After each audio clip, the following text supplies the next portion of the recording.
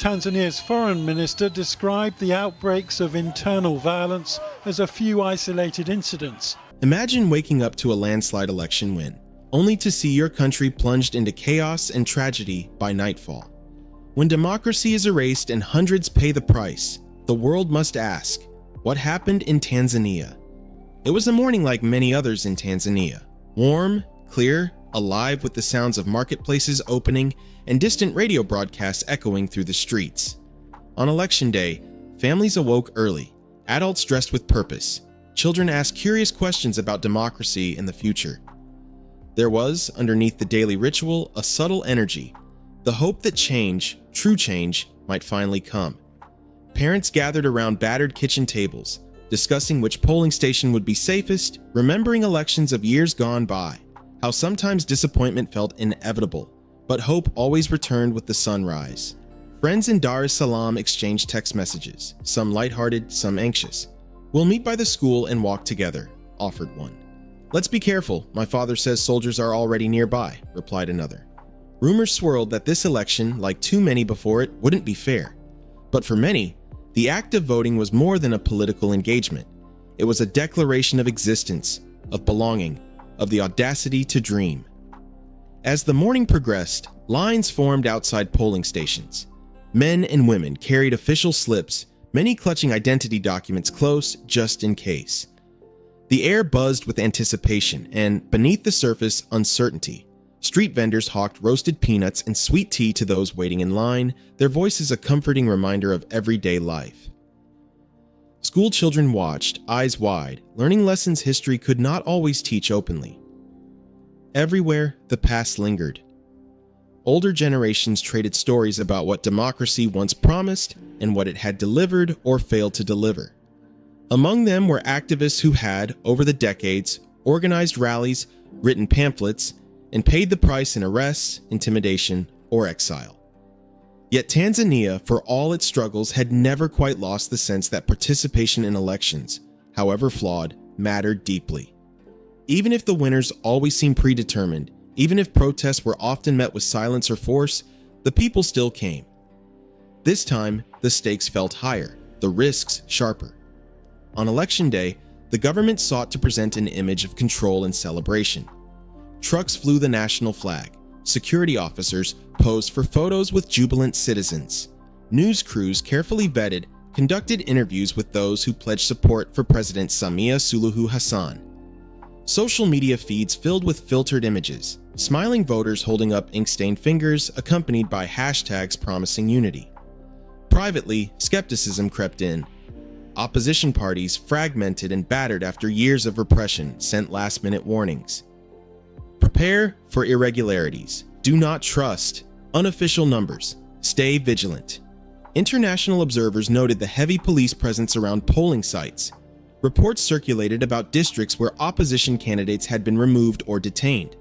Some polling stations never opened. Others closed early, citing security concerns. Still, as afternoon wore on, children played soccer near polling stations. Couples strolled home with groceries, and for a moment the rhythm of life seemed untouched. The promise of democracy was alive in every laughter and conversation, the belief that this time, perhaps, the will of the people could not be denied. But slowly, anxiety began to build. Messages about soldiers stationed at crossroads multiplied. Friends called to warn of unspecified threats. In neighborhoods known for opposition activity, the streets emptied earlier than usual. "Something feels wrong," whispered an elderly vendor, looking up from his cart. Nearby, a group of students debated whether to stay outside and celebrate, or retreat indoors as their parents insisted. As dusk approached, the sky turned violet and the city's pulse quickened. Radios crackled with official announcements. Record turnout. The nation speaks with one voice, but few believe the optimism. Those with internet access checked the latest updates nervously, seeing rumors of ballot box stuffing, missing election observers, escalating police patrols. And then, just as the sun sank behind the rooftops, the tension became unbearable. It vibrated through every home, every restless heart. People knew, with a certainty born of history, that something momentous was about to happen. Not the birth of a new democracy, but something darker. From behind closed doors, families watched their television sets. the evening news filled with imagery more staged than real. Whispered conversations grew louder, the volume on the radio dialed down low. Hopes clashed with dread.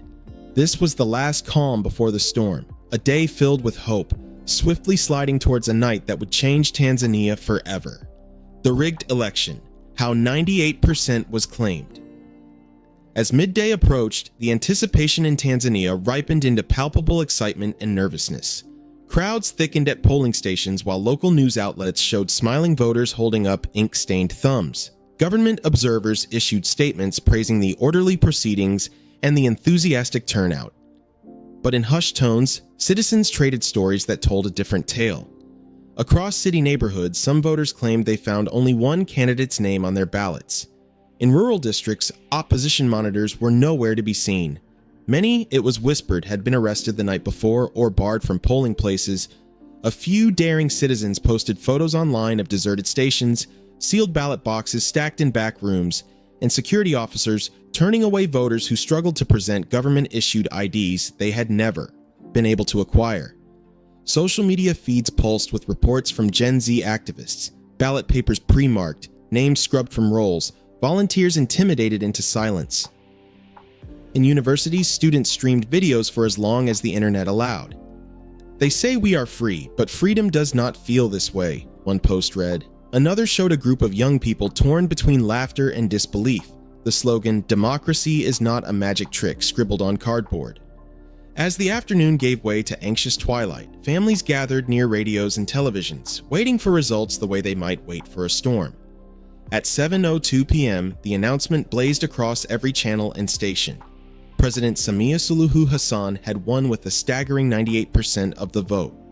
The official statement was delivered with pride, promising a new era of prosperity and peace. Government supporters flooded the streets with cheers, waving flags, and chanting thanks. But for many Tanzanians, celebration was impossible. The opposition denounced the results instantly. "This is not a victory," one leader defected in secret. "It is an erasure of choice."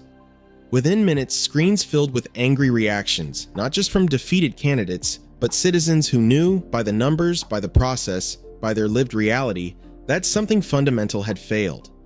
The sense of betrayal cut deep. Gen Z influencers, once hopeful, now voiced raw indignation.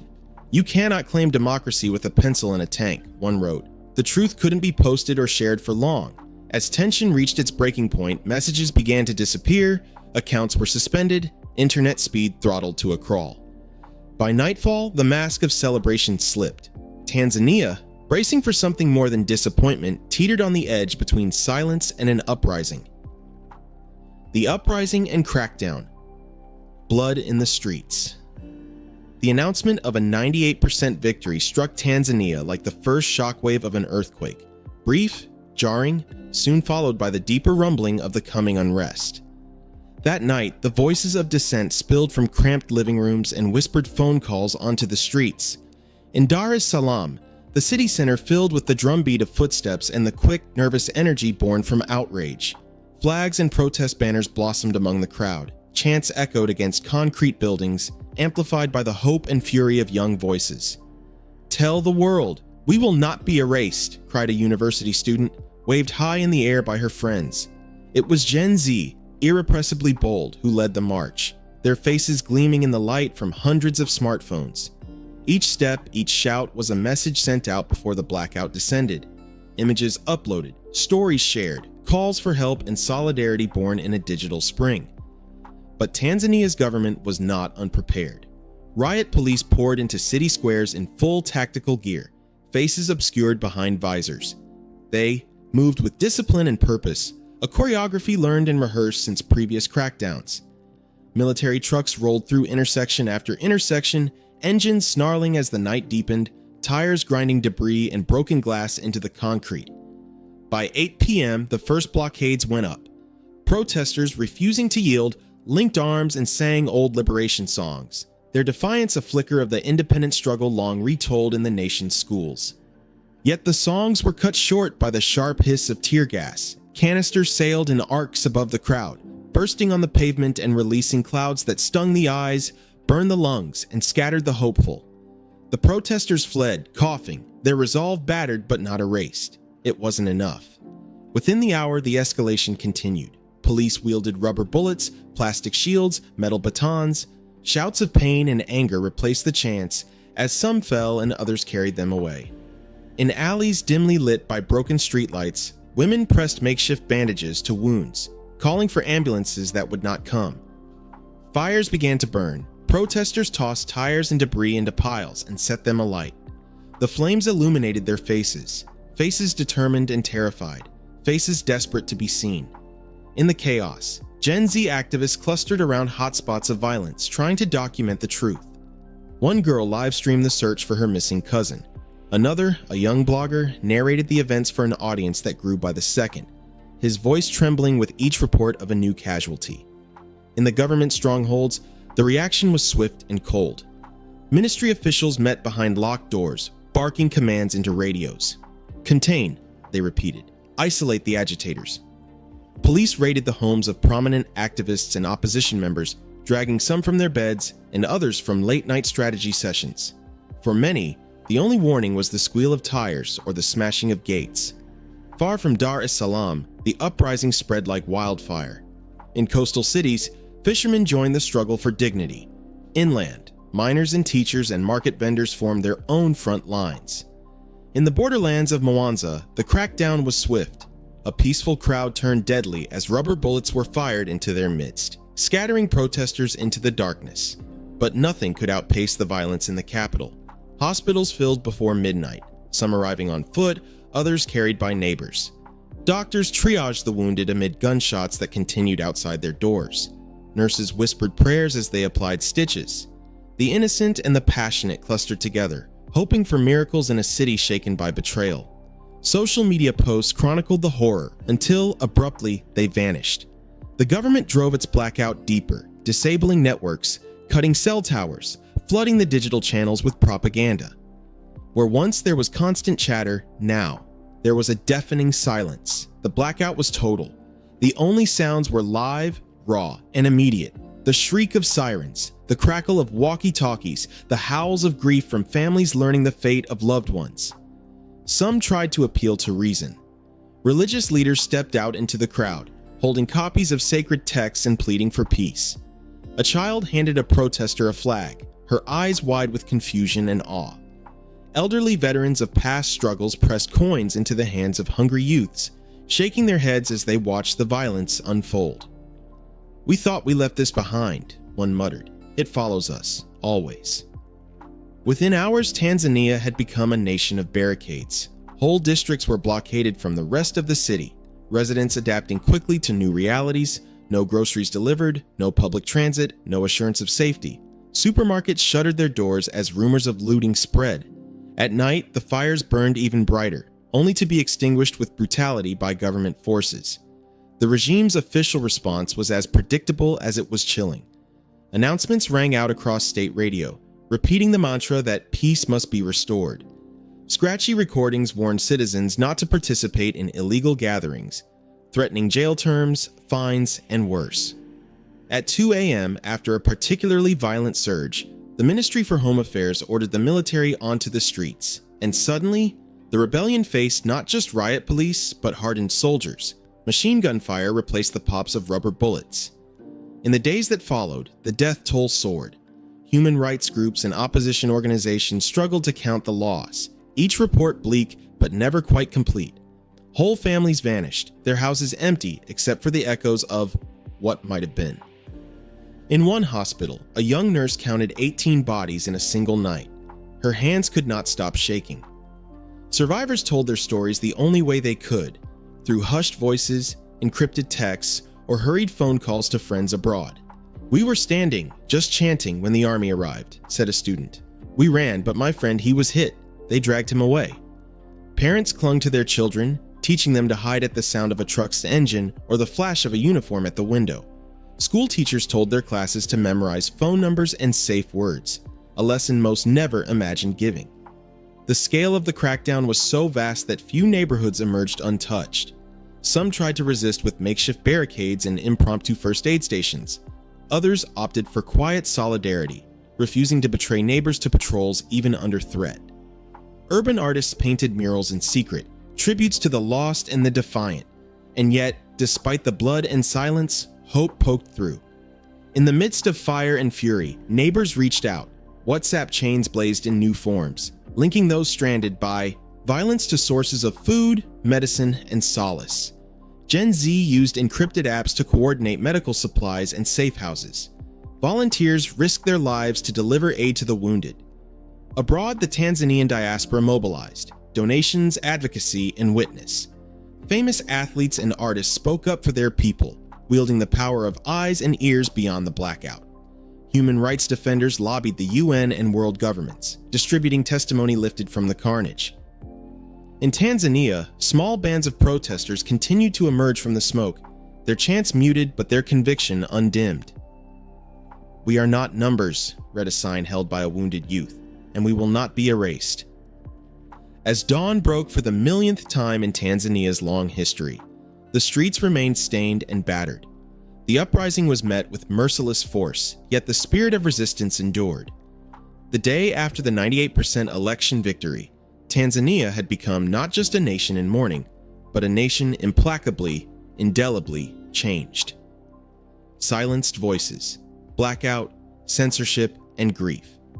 As the violence tore through Tanzania's cities and villages, the crackdown shifted from the physical to the invisible. While armored vehicles and riot police could be seen, the new weapon was silence, and silence came brutally fast. The blackout started with a flicker. In the capital, Dar es Salaam, young activists tried to upload videos of the protests, only to find social media lagging, buffering, refusing to send. In Mwanza, phones lost their signals, calls dropped mid-sentence. One by one, the platforms went dark. Facebook, WhatsApp, Twitter, a digital curtain descending over Tanzania. Families panicked as communication with loved ones failed. For some, the last message received was a hurried voice note. "Police coming, turn off your phone, stay safe." For others, an abrupt silence replaced the steady ping of online connection, the ache of uncertainty settling into their bones. Press offices, which had been abuzz with phones ringing and reporters strategizing coverage, sat hushed. Doors were locked. Editors stared at blank screens, knowing each word published would come with consequences they could no longer justify. Foreign journalists were rounded up, given hours to pack, then driven to the airport under police escort. A few hid, hoping for a way to smuggle stories out, a text, a tweet, a photo. But the risks outweighed the rewards. Staying put was a near certain ticket to jail, or worse. In rural towns, the blackout felt even heavier. Without robust infrastructure, villages depended on weak radio signals and fading batteries. Parents climbed hills to search for service, desperate for any word from their children in the cities. Traders who relied on digital payment platforms watched their livelihoods collapse overnight. The state broadcasted its narrative with relentless precision. On TV, polished news anchors congratulated the government and showed soft focus shots of peaceful communities. Police chiefs cited restored order. Ministers claimed that only a handful of armed agitators had been involved, and that they had been appropriately managed. Meanwhile, the true count, hundreds dead, thousands detained, was hidden away. It was as if Tanzania's grief had been scrubbed from the public record, but some refused to accept erasure.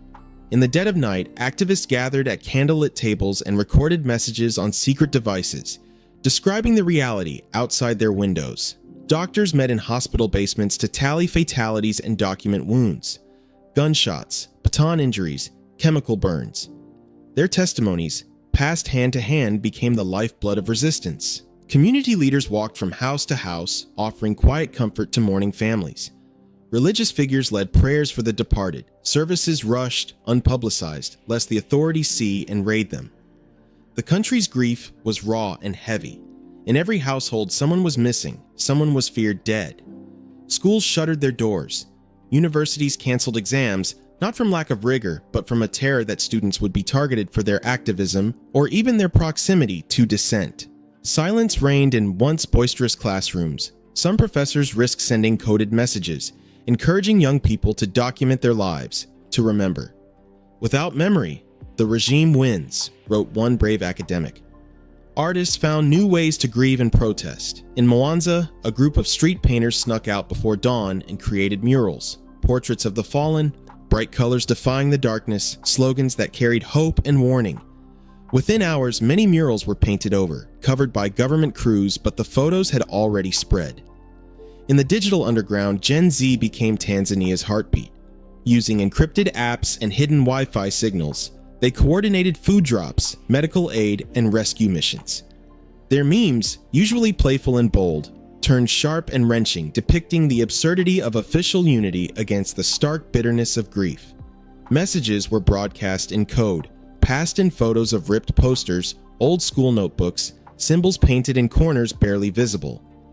Across the border, the diaspora mobilized. Tanzanians living in Nairobi, London, New York emailed videos and voice notes back into the blackout, amplifying calls for justice. They raised funds for displaced families, lobbied governments, and held vigils in foreign parks.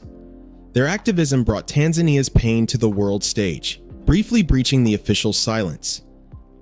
Within families, the anxiety crystallized into rituals of remembrance. Nightly, candles burned for the missing, names recited in the hope that somewhere, that person was listening. Children were taught not to speak with strangers, to recognize which buildings would offer safety, which words could trigger a police raid. Funerals blurred into one, another, a nation nearly weeping itself dry. Sometimes the only sound in a neighborhood was the howl of a mother who refused to surrender hope, calling out a child's name into the silent dark. For some, grief became anger. In Arusha, undercover protest groups reassembled, planning new actions even against impossible odds. They whispered plans for slowdowns, strikes in factories, encrypted organizing in marketplace stalls, and boda taxi networks. Every person was a link in the chain. Every link was precious and at risk. But for many, the silence was suffocating. Anxiety gnawed at elders who had survived similar violence many years before. "I thought democracy would save us," murmured one, clutching a battered photograph of his missing grandson. "I thought we were done with this forever." Government officials used every tool at their disposal. They issued new curfews and travel restrictions, demanding lists of citizens at checkpoints. Informers roamed cities in plainclothes, listening for any whiff of dissent. Even old friends had to be careful. One wrong word could mean arrest. The blackout was total, not just of communication, but trust. Friends communicated with coded gestures, secret knocks at windows, and the near-mythic power of belief. Don't forget, don't forget, don't forget. If silence was the regime's weapon, memory and solidarity became Tanzania's shield. Occasionally, a breach appeared. A message slipped through, a photo sent by satellite, proof of the violence. The world saw images of burned vehicles, broken bodies, empty market stalls, and wept. International leaders responded, condemning the blackout and violence. NGOs dispatched envoys, though many were refused entry or immediately surveilled. News agencies ran stories about the total erasure of democracy in Tanzania. But as days passed and the regime persisted, coverage faded. Still, in bedrooms and basements, fathers taught sons how to bear witness. Mothers shared recipes for healing, not from hunger alone, but from the wounds of silence and terror. Poetry flourished even as music quieted. Words became resistance, stories became community. One mother whispered stories to her children. "Once, we spoke freely. One day, you will again." In time, the silence would crack. Witnesses would speak. The truth would reclaim its place. For now, Tanzanians endured, stitching together their broken days, honoring the missing, and dreaming of a world where every voice could ring out across the dark. Aftermath in the unyielding spirit. As the days stretched into weeks, Tanzania's wounds refused to close. The blackout slowly lifted, but pain lingered everywhere. Markets reopened, yet the silence was thick. Schools tried to resume classes, though the missing students' names stung every roll call. Graffiti quietly reappeared on battered walls, a prayer for freedom, a promise to remember. International condemnation grew, with foreign governments calling for accountability, transparency, and new elections. The Tanzanian diaspora sent funds and lobbied the world to hear their cry. But change proved slow, and the government clung to its narrative. Our victory is absolute. Peace has returned. In hidden corners, resistance survived. Artists, teachers, medics, and the spirited youth of Gen Z kept the memory of those lost alive through whispered stories, encrypted messages, and unyielding solidarity. Their courage, forged in devastation, became Tanzania's heartbeat. Families gathered at dusk, lighting candles to honor the names that could not be erased, teaching children to dream beyond fear. Across houses, alleys, and distant fields, the refrain echoed, "We are Tanzania. We endure. We hope." This, above all, is what it means to endure. This, above all, is what it means to remain unyielding. Thanks for watching. Tanzania's story isn't over. Its people's hope and courage remain. Share this video, keep the conversation alive, and never let silence erase the truth.